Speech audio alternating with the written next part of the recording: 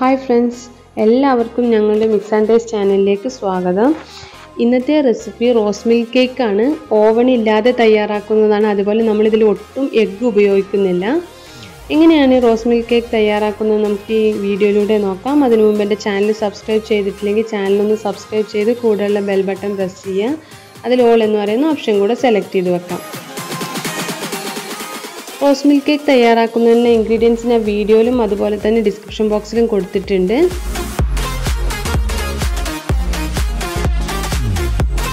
ആദ്യം തന്നെ ഞാനൊരു മിക്സിംഗ് ബൗൾ എടുത്തിട്ട് അതിലേക്ക് അര കപ്പ് പ്ലസ് 2 ടേബിൾ സ്പൂൺ പാല് ചേർത്ത് കൊടുക്കുന്നുണ്ട്. അതിലേക്ക് 1/4 ടീസ്പൂൺ റോസ് എസൻസും കൂടെ ചേർത്തിട്ട് നല്ലപോലെ ഒന്ന് മിക്സ് ചെയ്ത് കൊടുക്കാം. ഇനി ഇതിലേക്ക് 1 കപ്പ് മൈദ, അര cup plus 2 table spoon sugar പൊടിച്ചത്, അതുപോലെ 1 teaspoon baking powder, 1/4 teaspoon baking soda ഒന്ന് ചേർത്ത് കൊടുക്കണം. നല്ലപോലെ അരിച്ചിട്ട് വേണം നമ്മൾ ഇതിലേക്ക് ചേർത്ത് കൊടുക്കാൻ. കുറേശ്ശെ ആയിട്ട് ഇട്ട് കൊടുക്കുക. എന്നിട്ട് നല്ലപോലെ ഒന്ന് മിക്സ് ചെയ്ത് കൊടുക്കുക. അതിനുശേഷമാണ് ബാക്കി ചേർത്ത് കൊടുക്കേണ്ടത്.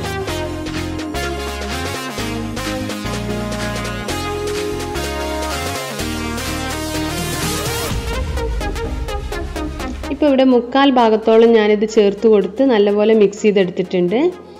ഇനി ഇതിലേക്ക് 4 ടേബിൾ സ്പൂൺ നെയ്യ് ചേർത്ത് കൊടുക്കുന്നുണ്ട്. നെയ്യ് കൂടെ ചേർത്തിട്ട് നല്ലപോലെ മിക്സ് ചെയ്ത് കൊടുക്കാം. എന്നിട്ട് ബാലൻസ് ഉള്ള ഇൻഗ്രീഡിയൻസ് അതുപോലെ നമ്മൾ ഇങ്ങനെ അരിച്ചെടുത്തിട്ട് ചേർത്ത് കൊടുക്കണം.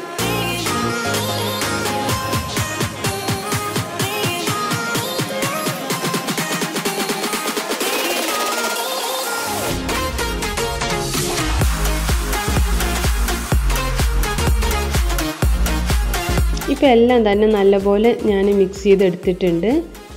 ഇനി ഇതിലേക്ക് ഞാൻ 2 ടീസ്പൂൺ വിനെഗർ ചേർത്ത് കൊടുക്കുന്നുണ്ട്. വിനെഗർ ചേർത്തിട്ട് ഒരു 15 സെക്കൻഡ് മുതൽ 20 സെക്കൻഡ് വരെ മാത്രം നമ്മളൊന്ന് മിക്സ് ചെയ്ത് കൊടുത്താൽ മതി.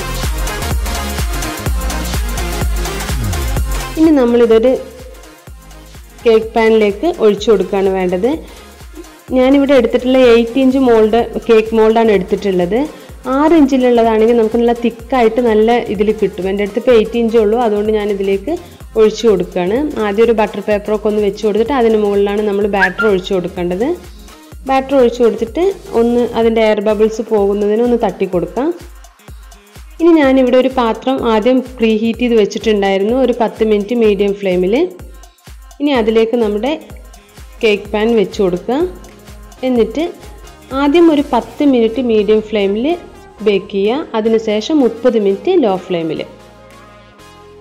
ഈ സമയത്ത് നമ്മളൊരു മിക്സിംഗ് ബൗൾ എടുത്തിട്ട് അതിലേക്ക് അര കപ്പ് നെയ്യ് ഞാൻ ചേർത്ത് കൊടുക്കുന്നുണ്ട്.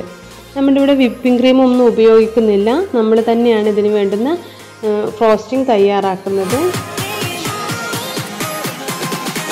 നല്ലപോലെ നമ്മളിതൊന്ന് മിക്സ് ചെയ്തെടുക്കണം. എഗ് ബീറ്റർ ഉപയോഗിച്ചിട്ട് ബീറ്റ് ചെയ്തെടുക്കണം. ബീറ്റ് ചെയ്തതിന് ശേഷം ഞാനിതിലേക്ക് ഒരു 2 ഡ്രോപ്സ് വാനില എസൻസ് ചേർത്ത് കൊടുത്ത് വീണ്ടും നല്ലപോലെ ഒന്ന് ബീറ്റ് ചെയ്യുന്നുണ്ട്. ഇനി ഞാനിതിലേക്ക് ഐസിങ് ഷുഗറാണ് ചേർത്ത് കൊടുക്കേണ്ടത്. ഐസിങ് ഷുഗർ ഇല്ലയെന്നുണ്ടെങ്കിൽ ഒരു 2-3 തവണ അരിച്ചെടുത്തിട്ട് നമ്മൾ ഷുഗർ പൊടിച്ചത് ചേർത്ത് കൊടുക്കാം. ഇത് കുറേശ്ശെ ആയിട്ട് ഇട്ട് കൊടുത്തിട്ട് നല്ലപോലെ മിക്സ് ചെയ്തെടുക്കാം.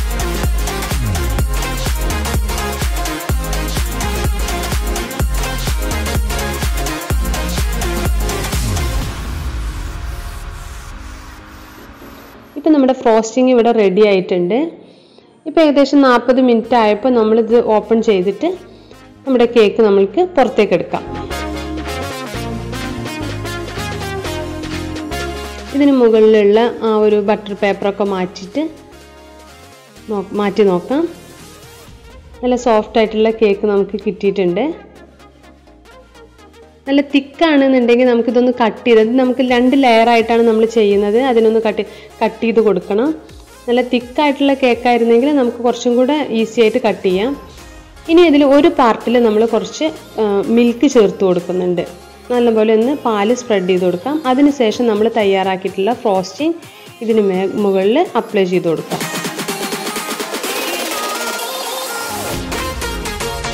എല്ലായിടത്തും നല്ലപോലെ തേച്ചതിന് ശേഷം നമ്മളിതിലേക്ക് രണ്ടാമത്തെ പാർട്ട് വെച്ച് കൊടുക്കാം. അതിന് മുകളിൽ ബാലൻസ് ഉള്ള ഫ്രോസ്റ്റിംഗ് എല്ലാം നല്ലപോലെ തേച്ച് വെച്ചിട്ട് സൈഡിലും മുകളിലും എല്ലാം നല്ലപോലെ അപ്ലൈ ചെയ്ത് കൊടുക്കണം.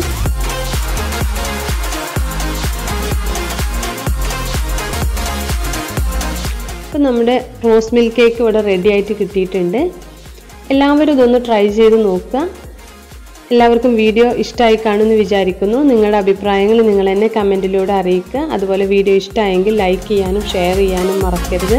അടുത്തൊരു വീഡിയോ ആയിട്ട് വേഗം തന്നെ വരാം. Thanks for watching.